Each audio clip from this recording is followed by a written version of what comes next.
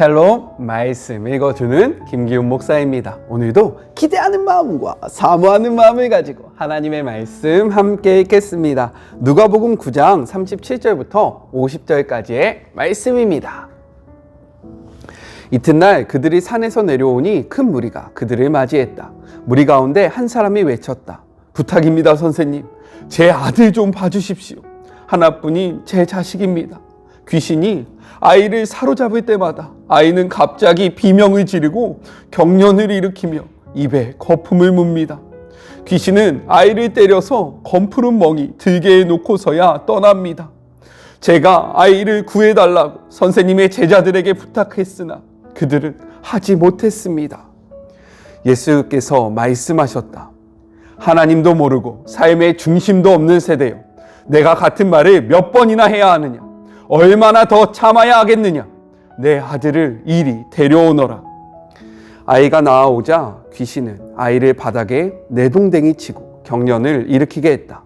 예수께서 더러운 귀신에게 나가라고 명하시고 아이를 고쳐서 그 아버지에게 돌려주셨다. 사람들이 모두 고개를 끄덕이며 하나님의 위대하심과 그분의 크신 위엄에 놀라워했다. 사람들이 둘러서서 그분이 하시는 모든 일을 보고 감탄하고 있는데 예수께서 제자들에게 말씀하셨다. 이제 내가 하는 말 하나하나를 마음에 두고 곰곰이 되새겨 보아라. 인자는 사람들의 손에 넘어갈 것이다. 제자들은 예수께서 하시는 말씀을 알아듣지 못했다. 마치 예수께서 외국어로 말씀하셔서 그들이 전혀 감을 잡지 못하는 것 같았다. 당황한 그들은 그 말씀이 무슨 뜻인지 예수께 묻지도 못했다. 제자들은 그들 가운데 누가 가장 유명해질지 말다툼을 벌이기 시작했다. 예수께서 그것이 그들에게 아주 중요한 문제인 것을 아시고 어린아이 하나를 곁으로 데려와 말씀하셨다. 누구든지 이 아이를 나로 여기고 받아들이는 사람은 곧 나를 받아들이는 것이다.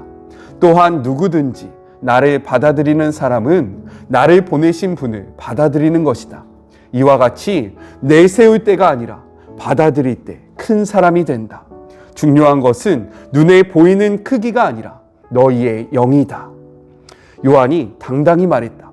주님, 어떤 사람이 주님 이름으로 귀신을 쫓아내는 것을 보고 우리가 막았습니다. 그가 우리에게 속한 사람이 아니어서 그렇게 했습니다.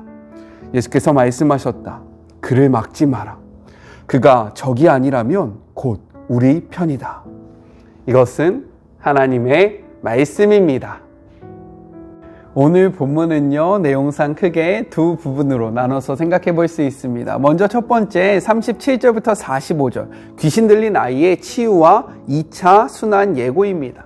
이 부분은요, 마태복음 17장 14절부터 23절, 마가복음 9장 14절부터 32절과 같은 내용인데 특별히 마가복음에서는 예수님의 치유 사역이 매우 자세하게 기록되어 있으니까요, 이 마태복음과 마가복음의 내용을 함께 읽으시면서 묵상하시길 권면합니다. 그렇게 할 때 풍성한 묵상이 될 수 있을 거예요. 우리 내용을 같이 한번 살펴볼까요? 예수님이 산에서 내려오자 큰 무리가 예수님을 환영합니다. 38절의 기록을 보니까요, 한 아이의 아버지가 간절한 마음으로 예수님 앞에 나와 자신의 아이를 고쳐주실 것을 간청해요. 그 아이의 증상이 어떠했냐면 39절에 이렇게 표현합니다. 귀신이 그를 잡아 갑자기 부르짖게 하고 경련을 일으켜 거품을 흘리게 하며 몹시 상하게 하고야 겨우 떠나가나이다 라고 이야기해요. 귀신 들렸다라는 거죠. 그런데 이 귀신이 하는 행동이 있는데 특별히 몹시 상하게 하고야 라는 이러한 표현은요, 원어적으로 보면 심하게 부수다, 으깨다 라는 의미를 담고 있어요. 그러니까 귀신이 이 아이를요, 부수고 으깨는 고통으로 이 아이를 사로잡았다라는 거예요. 여러분 생각해 보시기 바랍니다. 여러분이 만약에 이 아이의 아버지였다라면 어떠한 마음으로 예수님 앞에 나아갔을까요? 정말 간절한 마음으로 나아가지 않겠습니까? 이러한 마음을 표현하기 위해서요, 누가는 마태와 그리고 마가에 표현되지 않는 이 아들이 외아들이다 라는 사실을 밝힘으로써 예수님 앞에 나아갔던 이 아버지의 간절한 심정을 이야기를 하고 있습니다. 부각시켜서 설명하고 있어요. 이 아버지가요, 그런데 예수님 앞에 매우 충격적인 이야기를 합니다. 그 말이 무엇이냐면 40절의 말씀인데 우리 같이 한번 읽어볼까요? 당신의 제자들에게 내쫓아 주기를 구하였으나 그들은 능히 못하더이다 라고 이야기하는 거예요. 이 상황을 좀 정리해 보죠. 예수님이요, 3명의 제자, 누굽니까? 베드로와 요한과 야고보를 데리고 변화산으로 올라가십니다. 남은 9명의 제자가 밑에 있을 때 이 아이의 아버지가 간절한 마음으로 그들에게 찾아온 거예요. 자신의 아이를 낳게 해달라고 간청했습니다. 이들이 시도했는데 그것을 이루지 못합니다. 동일한 기록을 하고 있는 마가복음은요, 이 장면을 이렇게 표현하고 있어요. 9장 14절의 말씀입니다. 이에 그들이 제자들에게 와서 보니 큰 무리가 그들을 둘러싸고 서기관들이 그들과 더불어 변론하고 있더라 라고 이야기해요. 이 9명의 제자들은요, 그 아이의 귀신 들린 증상을 고쳐주지도 못했을 뿐더러 아프고 고난당하고 있는 이러한 아버지와 아이에게 집중하는 것이 아니라 무리에게 둘러싸여서 특별히 서기관들과 변론하고 있었다라고 이야기하는데, 이 변론은요, 논쟁입니다. 즉 신학적인 논쟁을 하고 있었다라고 성경이 이야기하고 있는 거예요. 이러한 40절의 이야기를 듣고요, 예수님은 41절에 이렇게 말씀하십니다.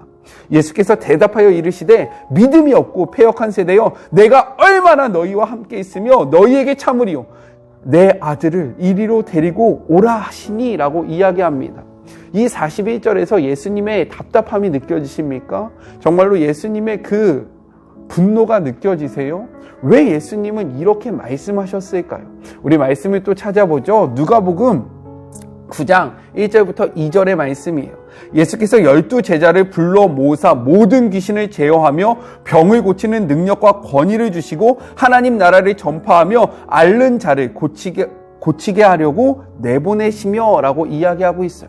우리가 이야기했었죠. 예수님이요, 하나님으로부터 부여받은 자신의 능력 뭡니까? 디나미스. 그리고 권세 뭡니까? 에수시아. 이것을 그 제자들에게 이미 주었는데 이 제자들이 그러한 능력을 사용하지 못하기 때문에 답답한 마음이 있었다라는 거예요. 야, 너네 언제까지 그럴 거냐? 이러한 상황 가운데요. 그런데 예수님은 제자들과 달리 무리들과 더불어 이것을 논쟁하는 것이 아니라 그의 시선을 아버지에게 두십니다. 그 아버지의 아픔, 그 아버지의 간청, 그 아버지의 간구에 예수님의 마음이 향했다라는 거예요. 그리고 아이를 데려 나오시고요, 귀신을 불러 꾸짖으셔서 그 귀신을 쫓아내시고 이 아이를 아버지에게 돌려보냅니다.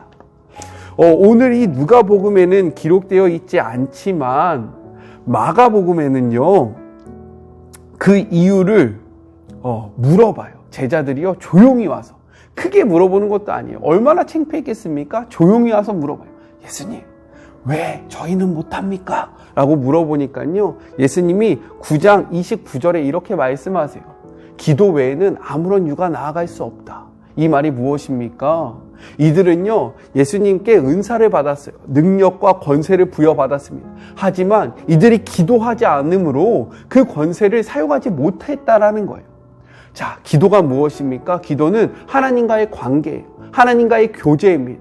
이를 통해서 우리가 무엇을 생각해 볼 수 있느냐? 우리가 하나님 앞에 은사를 받았을지라도 우리가 집중해야 할 것은 그 은사 자체가 아니라 은사를 주시는 하나님과의 관계성에 집중해야 된다라는 거예요.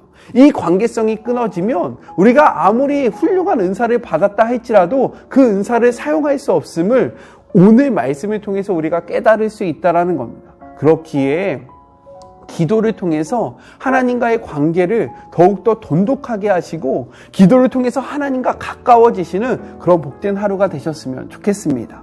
자, 계속해서 말씀을 볼까요? 사람들이 이를 다 놀랍게 여기 그때에 예수님은요, 제자들을 불러서 이렇게 말씀하십니다. 우리 44절의 말씀을 읽어볼까요? 이 말을 너희 귀에 담아두라. 인자가 장차 사람들의 손에 넘겨지리라 하시되 라고 말씀하세요. 여기서 넘겨지리다라는 이 표현은 무엇이냐면 소유권이 이전된다라는 의미인데, 여기에서 더불어 이 말은 무엇이냐? 믿는 자로부터 배신을 당한다는 의미가 함께 포함되어 있다라는 거예요. 따라서 이 말뜻은 예수님께서 죽음으로 던져지게 되는데 이가 바로 사랑하는 제자의 배신을 통해서 이루어진다라는 것을 이야기하고 계시는 거예요. 우리가 잘 알고 있듯이 예수님이 가룟 유다에게 배신을 당하지 않습니까? 이 사건을 미리 말씀하고 계시다라는 거예요. 이러한 이야기를 할 때 제자들은 어떠한 반응을 보였는지 아십니까? 45절의 말씀이에요. 그들이 이 말씀을 알아듣지 못하니, 알지 못하니 이는 그들로 깨닫지 못하게 숨긴 바 되었습니다. 또 그들은 이 말씀을 묻기도 두려워하였더라 라고 이야기하고 있습니다. 하나님께서 그 의미를 숨기셨기 때문에 그들은 말씀의 표면적인 의미는 깨달았지만 이 말씀이 진짜로 지니고 있는 이면적인 의미는 알지 못했다라는 거예요. 이것은 어쩔 수 없습니다. 왜요? 하나님께서 숨기셨다라는 거예요. 그런데 우리가 집중해서 봐야 한다는 것은 무엇이냐면 이들이 이 말씀을 묻기도 두려워하였다라는 이 표현입니다. 이것은요, 이들이 예수님을 어떻게 생각했는지를 볼 수 있는 표현인데요. 제자들은 예수님을 어떻게 이해했냐? 정말로 인류를 구원할 메시아로 바라본 것이 아니라 자신들의 꿈을 이룰 정치적인 메시아로 생각했다라는 거예요. 그렇기 때문에 예수님이 갑자기 자신의 죽음 그리고 자신의 고난을 이야기하자 자신의 꿈을 이루어야 될 예수님이 자신의 꿈을 이루지 못한 채, 우리들의 그런 꿈을 이루지 못한 채 죽게 된다라는 이야기를 들으니까요, 벙 뜬 겁니다. 이거 뭐지? 이거 뭐야? 야, 예수님이 죽으면 우리는 어떻게 되는 거야? 야, 예수님 때문에 우리의 인생을 다 던졌는데 우리의 꿈을 이루려고 우리가 정말로 여태까지 쫓아왔는데 예수님이 죽는다고? 뭐야 이거? 라는 생각 때문에요, 예수님 앞에 감히 그 말이 무슨 뜻입니까? 라고 묻지 못했다라는 거예요. 이를 통해서 우리가 무엇을 생각해 봐야 합니까? 우리는 어떠해요?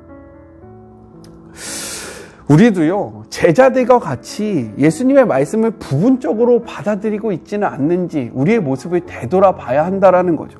그리고요, 예수님은 영혼을 살리는 데 관심을 두고 계신데 제자들은 자신의 높아짐을 사모하고 이것을 꿈꿨던 것처럼 우리들도 예수님은 영혼을 살리는 데 노력하고 계시는데 우리는 이 예수님을 통해서 우리의 명예가 높아지고 우리의 지위가 높아지는 것에 정말로 우리의 모든 것들을 집중하고 있지는 않는지 우리의 삶을 되돌아봐야 하는 그러한 말씀이라 생각되어집니다.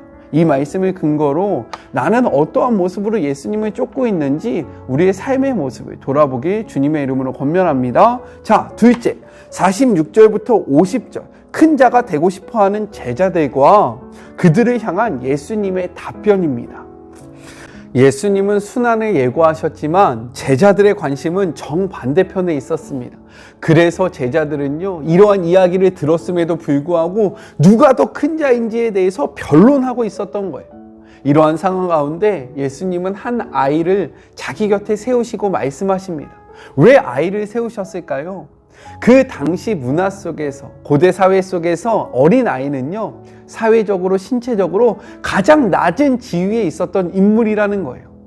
그 당시에 사람들을 어떻게 평가했냐면요, 함께하는 사람이 누구인지에 따라서 이 사람의 가치를 평가했습니다.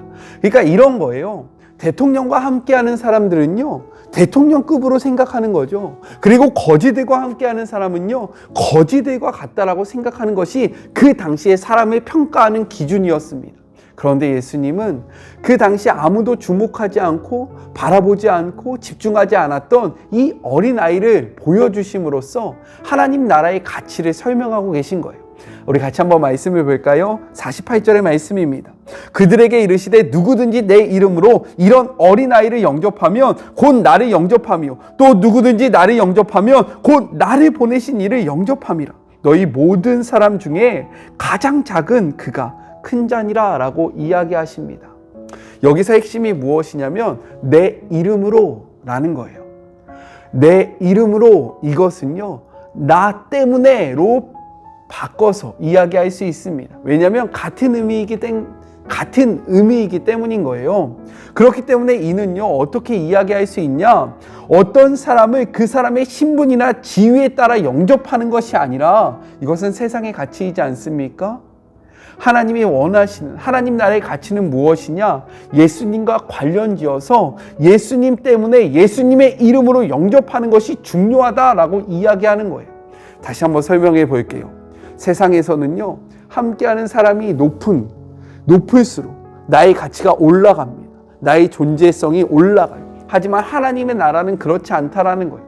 하나님의 나라는요, 함께하는 사람이 누구인지에 따라서 나의 가치가 올라가는 것이 아니라 내가 예수님의 이름으로, 예수님 때문에 예수님과 함께할 때에 우리의 삶이 존귀해질 수 있다라고 분명하게 말씀하는 거예요. 정리해서 이야기하자면 예수님의 마음으로 예수님처럼 예수님과 같이 살아갈 때에 너희가 큰 자이다 라고 이야기하는 거죠. 근데 왜 어린아이를 세우셨을까요? 그것은 바로 예수님의 관심이 높은 사람들, 지위가 좋은 사람들, 잘 먹고 잘 사는 사람들에 있는 것이 아니라 낮은 사람들, 천한 사람들, 정말로 도움이 필요한 자들에게 예수님의 관심이 있기 때문에 우리가 예수님의 이름으로, 예수님 때문에 그들과 함께하고 그들을 영접하고 그들을 환영할 때 너희가 비로소 하나님 나라에서 큰 자가 된다라고 이야기하고 있는 거예요. 이러한 의미를 담아서요, 유진 피터슨의 메시지 성경은요, 이 부분을 이렇게 이야기합니다. 이와 같이 내세울 때가 아니라, 세상에서처럼 나 이런 사람이야 라고 내세울 때가 아니라 받아들일 때에 큰 사람이 된다라고 이야기하는 거예요. 49절과 50절도 동일한 맥입니다. 49절의 말씀을 같이 한번 읽어볼까요? 요한이 여짜오되 주여 어떤 사람이 주의 이름으로 귀신을 쫓아내는 것을 보고 우리와 함께 따르지 아니함으로 금하였나이다 라고 이야기합니다. 이것은요, 무슨 의미냐?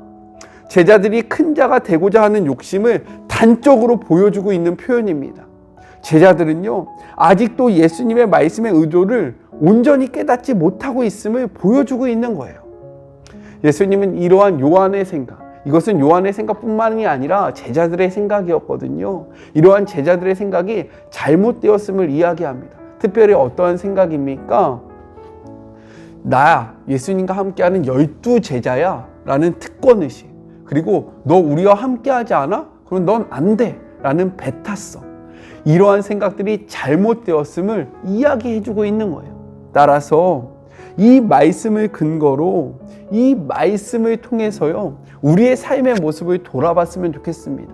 저는요, 솔직하게 제자들의 이러한 모습이 저에게도 있음을 고백해요. 따라서 오늘 이 말씀을 기억하면서요, 우리 하나님 앞에 기도하며 우리의 삶의 모습을 바꿔야 합니다. 이것이 바로 자신을 부인하고요, 자기의 십자가를 날마다 지는 행위라는 거예요. 이것이 바로 제자도의 모습입니다. 제자는요, 자신이 높아질 것을 생각하면서 예수님을 쫓는 것이 아니라 예수님의 생각에 우리의 생각을 복종시키면서 이것이 쉽지 않지만 기도함으로 이것을 이루어 나가면서 예수님의 길을 쫓아가는 것이 바로 제자의 삶이라는 거예요. 예수님이 이 말씀을 통해서 그 고난을 이야기하시면서 우리에게 요구하시는 삶이 바로 이러한 삶입니다. 이해가 되십니까? 우리 같이 기도할까요? 하나님 감사합니다. 이 말씀을 통해서 참 부끄럽습니다.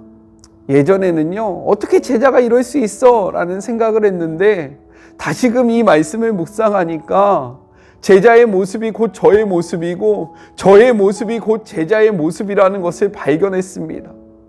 예수님은 영혼을 살리고 영혼을 구원하는 데에 관심이 있는데 저는 예수님을 통해서 저의 이름이 높아지고 저의 꿈을 이루는 것에 너무나도 집중하고 있었음을 고백하오니 다시금 주님의 이 말씀 앞에 저의 생각을 내려놓고 주님의 길을 따르는 주님의 자녀가 되게 하여 주시옵소서. 세상의 가치로 살아가는 것이 아니라 하나님 나라의 가치로 살아가서 정말로 세상에서 높아지는 것이 아니라 하나님 나라에서 높아지는 자가 되기를 소망하오니 주님의 성령으로 저의 마음속에 찾아와 주셔서 저의 욕심과 저의 고집과 저의 잘못된 생각들을 주님의 이름으로 깨끗이 물리쳐 주시옵소서. 그러기 위하여 기도합니다. 그러기 위하여 주님을 바라봅니다. 그러기 위하여 제 자신을 치면서 복종하기를 소망하오니 하나님 함께하여 주시옵소서. 함께하실 주님을 기대하며 예수님의 이름으로 기도드립니다. 아멘. 네, 오늘 삶의 자리가 끝나고요, 이제 또 주말이 시작되고 주일이 다가옵니다. 코로나 가운데 우리가 생각해야 될 것들이 참 많은 것 같아요. 우리의 모습 때문에 예수님의 이름이 더욱더 더 이상 땅바닥에 떨어지지 않기를 소망합니다. 주일은 주님의 날입니다. 주님과 대면하여 예배 드리시고요. 하나님과 함께 하심으로 하나님의 뜻대로 하나님의 마음으로 세상을 바라보면서 우리가 그리스도인으로 어떻게 살아가야 할지를 고민하시는 주의 모든 자녀들이 되셨으면 좋겠습니다. 저는요, 삶의 자리가 시작되는 월요일날 또 함께 하도록 할게요. 사랑하고 주님의 이름으로 축복하면서 오늘 하루도 힘내세요. 우리 월요일날 만나요. 한 주간도 수고하셨습니다.